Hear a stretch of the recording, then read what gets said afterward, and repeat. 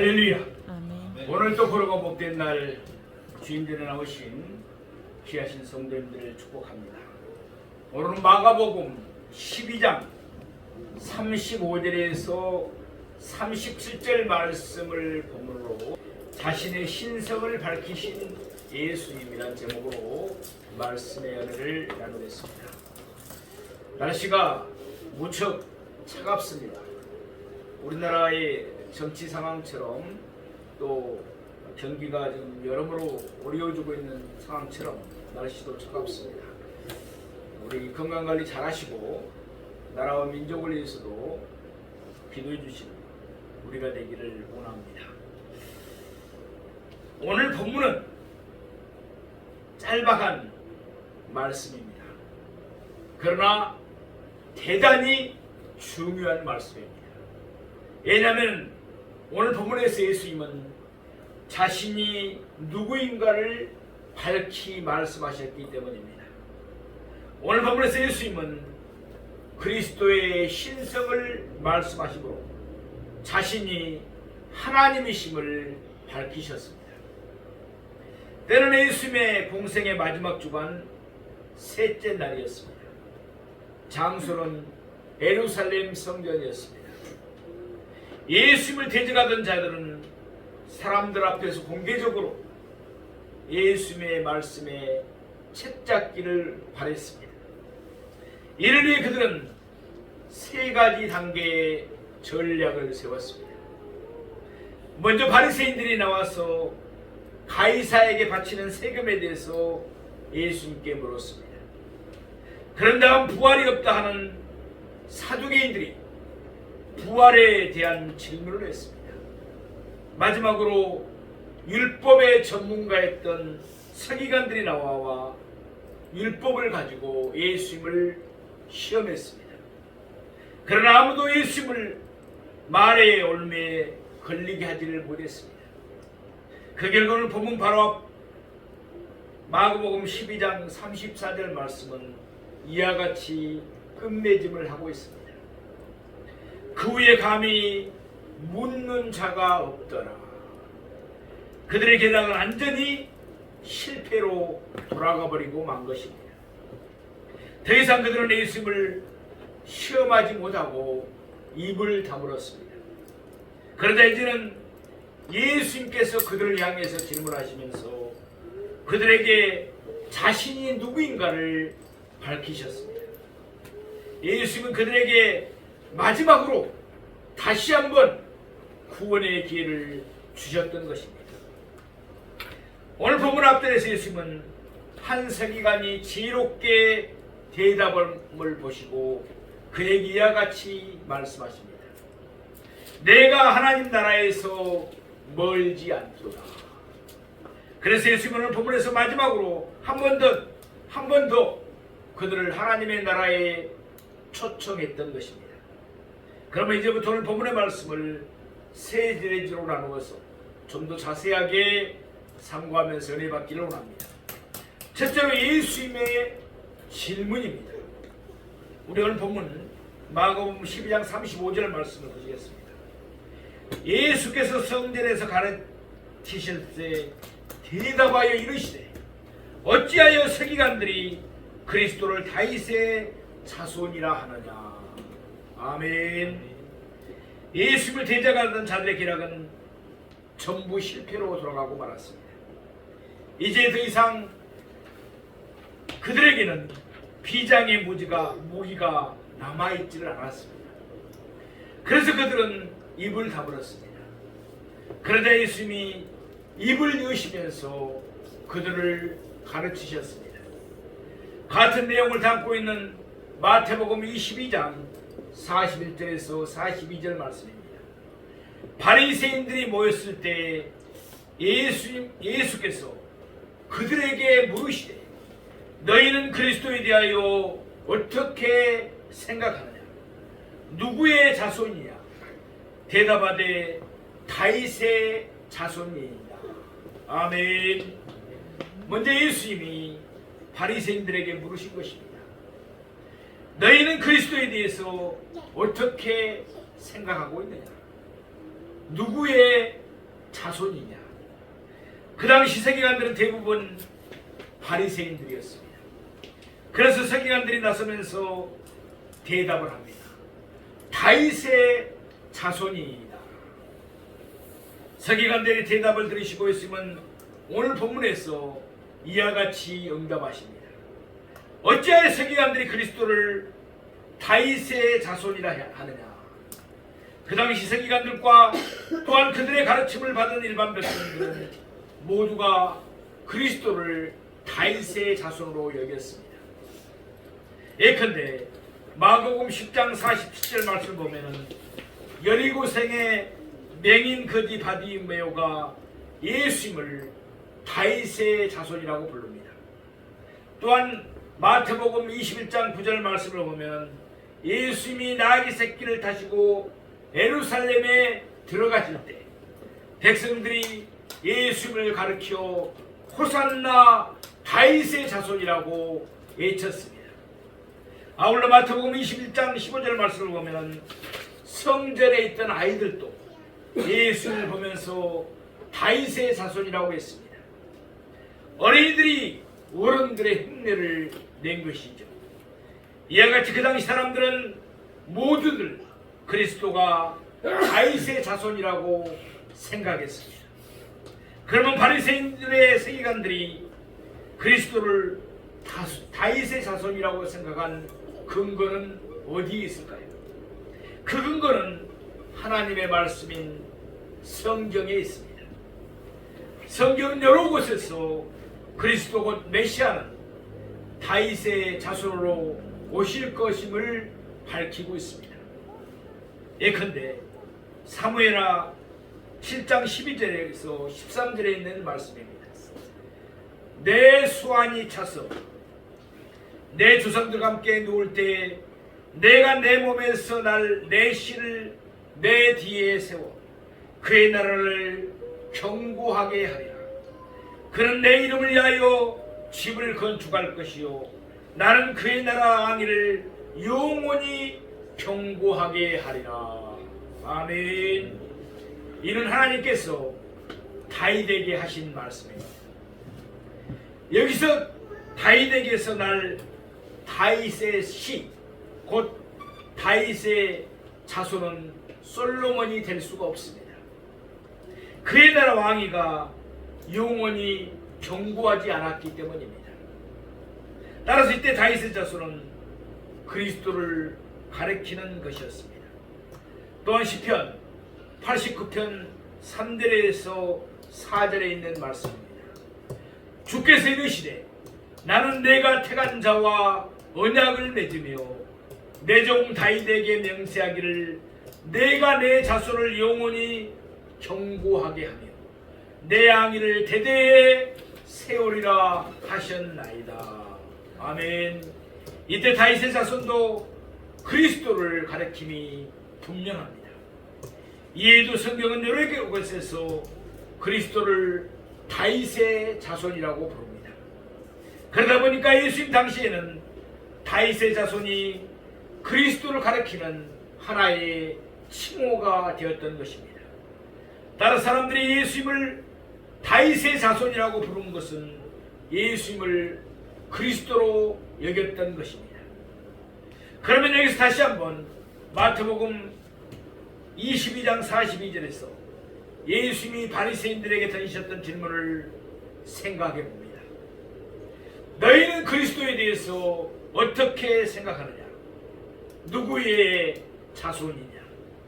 그러자 그들의 서기관들이 조금도 망설이지 않고 즉시 대답을 합니다.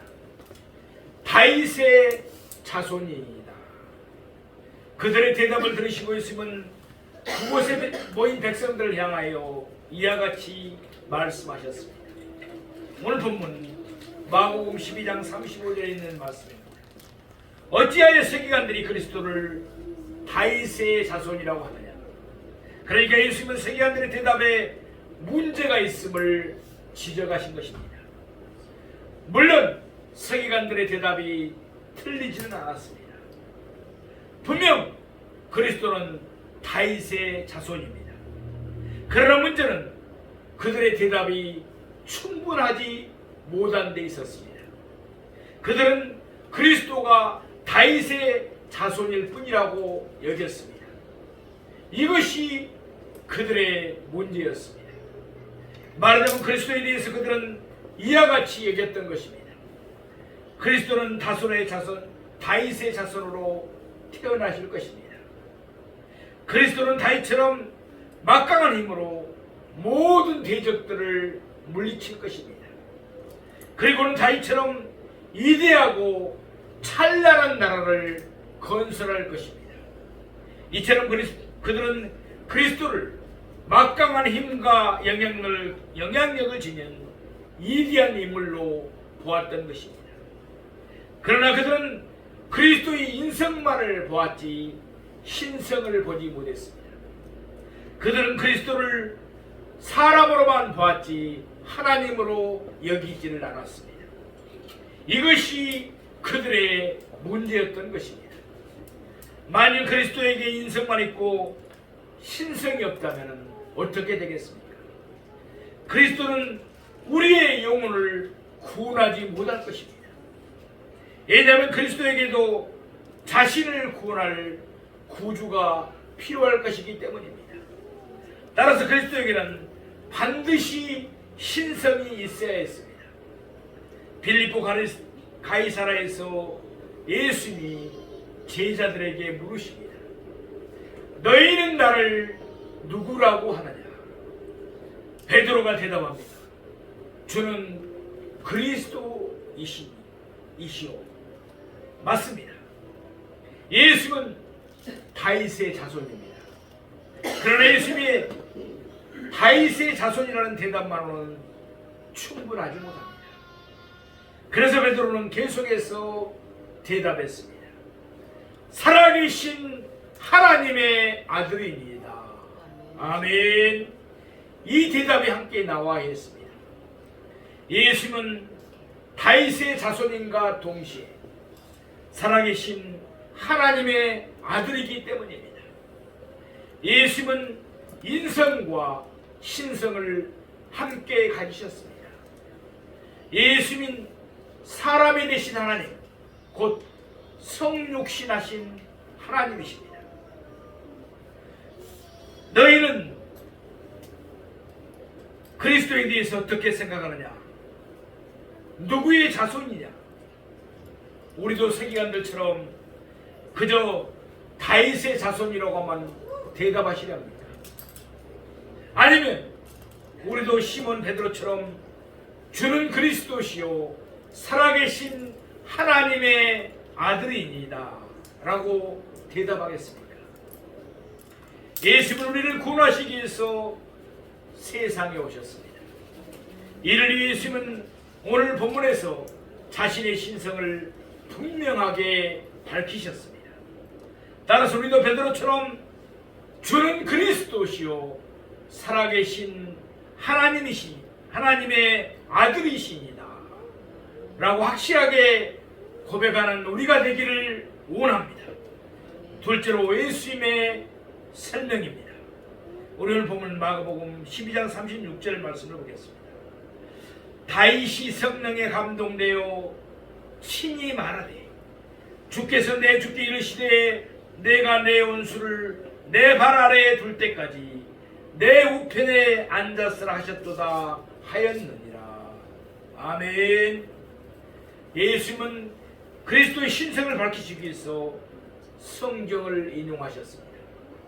오늘 본문에서 예수님이 인용하신 성경은 시편 110편 1절 말씀입니다.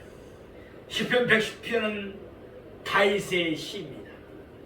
시편 110편은 전통적으로 메시아 시편으로 잘 알려져 있습니다. 시편 110편은 이와 같은 말씀으로 시작하고 있습니다. 주께서 내 주께 말씀하시기를. 아멘. 여기서 앞에 나온 주는 하나님을 가리킵니다. 그리고 뒤에 나오는 주는 그리스도를 가리킵니다. 시편 110편은 메시아 시편으로 누구나 다 그렇게 여기고 있었습니다. 그런데 여기서의 쟁점은 다윗이 메시아 곧 그리스도를 그의 주라고 불렀다는 사실입니다. 서기관들은 그리스도를 그저 다윗의 자손이라고 말했을 뿐입니다. 그런데 이때 다윗은 분명히 그리스도를 자신의 주라고 불렀습니다. 어떻게 다윗이 자기의 자손을 자신의 주라고 불렀습니까? 다윗의 실수였을까요? 이것은 어디까지나 다윗 자신의 개인적인 생각일 뿐이었을까요? 아니었습니다. 오늘 본문의 말씀과 같이 다윗은 성령의 감동에 따라서 하나님의 말씀을 기록했습니다. 만일 그리스도에게 인성만 있었다면, 만일 그리스도가 사람이었을 뿐이었다면 다윗은 그리스도를 자신의 주라고 부를 수가 없었을 것입니다. 그리스도께서는 신성이 있었기 때문에, 그리스도는 하나님이셨기 때문에 다윗은 그리스도를 자신의 주라고 불렀던 것입니다. 계속해서 시편 110편 1절은 이와 같이 말씀합니다. 내가 내 원수들로 내 발판이 되게 하기까지 너는 내 오른편에 앉아있으라 하셨도다. 아멘. 그리스도는 자기 백성에게 하나님의 사랑을 베푸시며 하나님의 능력을 행하시면서 그들을 구원하시려고 할 것입니다. 그러나 그리스도에게는 원수가 있어 그리스도를 대적할 것입니다. 그리스도의 원수는 온갖 방법을 동원하여 그리스도를 죽이려고 들 것입니다. 실제로 그리스도의 원수는 그리스도를 죽였습니다. 십자가에 못 박아 죽였습니다. 결국 그리스도의 원수는 하나님의 심판을 받아 그리스도의 발 아래 놓이게 될 것입니다. 이는 여호수아 10장 23절 말씀처럼 전쟁에서 승리하는 자가 패배하는 자의 목을 발로 밟는 행위를 반영하는 말씀입니다. 그러니까 그리스도는 승리하실 것이며 그의 원수는 패배할 것입니다. 그때까지 하나님은 그리스도를 하나님의 오른편에 앉으라고 말씀하셨습니다. 이는 하나님의 오른편에 실제로 어떤 의자가 놓여있다는 말씀이 아닙니다. 이는 그리스도가 하나님과 같은 영광을 누린다는 사실, 곧 그리스도의 신성을 상징적으로 의미하는 말씀입니다. 이와 같이 예수님은 성경으로 그리스도의 신성을 밝히셨습니다. 하나님의 말씀인 성경은 그리스도가 다윗의 자손임을 말씀하고 있습니다. 뿐만 아니라 하나님의 말씀인 성경은 그리스도가 다윗의 주, 곧 다윗의 하나님임을 말씀하고 있습니다. 조금 전에 부활이 없다는 사두개인들이 나와 예수님을 시험하며 부활에 대해서 물었습니다.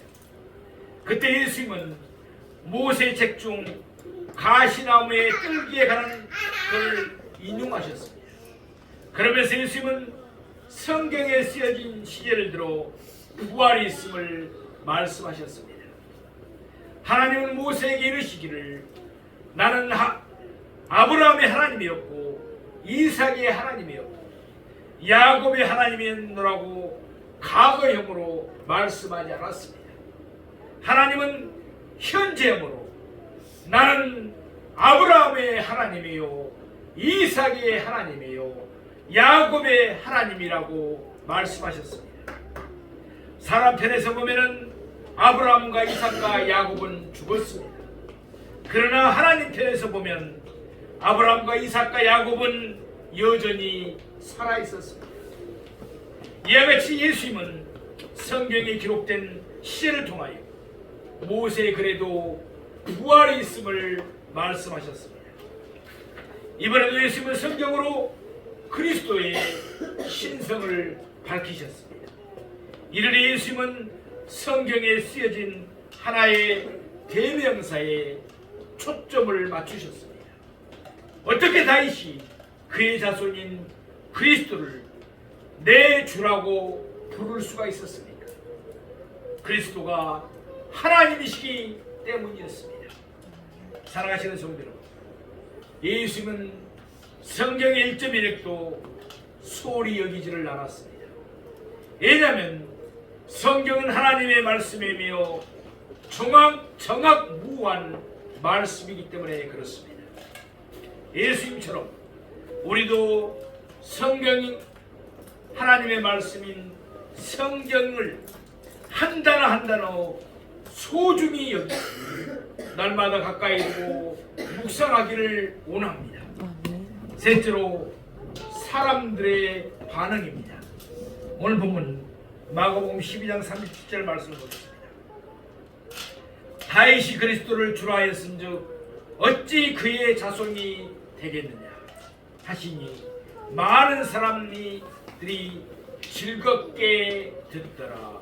아멘. 전절에서 예수님은 시편 110편 1절 말씀을 인용했습니다. 이미 말씀드린 대로 모든 유대인들은 시편 110편을 메시아 시편으로 알고 있었습니다. 시편 110편 1절에서 다윗은 그리스도를 내 주라고 불렀습니다. 말하자면 다윗은 그리스도를 자기 하나님이라고 불렀던 것입니다. 왜냐하면 택하신 백성 이스라엘의 주는 언제나 하나님을 가리키기 때문입니다. 예컨대 마가복음 12장 29절 말씀입니다. 예수께서 대답하시되 첫째는 이것이니 이스라엘아 들으라. 주곧 우리 하나님은 유일한 주시라. 아멘. 이와 같이 주는 하나님을 가리키는 말씀입니다. 예수님의 시편 110편 1절 말씀을 인용하신 후에 이와 같이 물으셨습니다. 다윗이 그리스도를 주라 하였음즉 어찌 그의 자손이 되겠느냐. 다시 말해서 다윗이 그리스도를 자기의 하나님이라고 불렀는데 어찌 그리스도가 그의 자손이냐고 물으신 것입니다. 같은 내용을 담고 있는 마태복음 22장 46절 말씀을 보면 예수님의 질문에 한마디도 능히 대답하는 자가 없었다고 말씀합니다. 성경은 분명히 그리스도를 하나님이라고 말씀하고 있습니다. 그런데도 서기관들은 그리스도를 그저 다윗의 자손으로 태어난 위대한 인물 정도로만 생각했던 것입니다. 그러니 그들은 성경을 다 안다고 했지만 실제로는 성경을 모르고 있었던 것입니다. 오늘 본문에서 예수님은 하나님의 말씀인 성경으로 그리스도의 신성 곧 그리스도가 하나님임을 분명히 밝히셨습니다. 예수님이 그렇게 하신 의도는 무엇이었겠습니까? 예수님은 자신이 그리스도로서 자신이 하나님임을 밝히신 것입니다. 마태복음 1장과 누가복음 3장에 나오는 족보를 통해서 우리는 예수님이 다윗의 자손으로 오셨음을 잘 알고 있습니다. 예수님은 그리스도로 오셨습니다. 또한 하나님의 말씀인 성경은 예수님에게 있는 신성 곧 예수님이 하나님이심을 분명하게 밝히고 있습니다.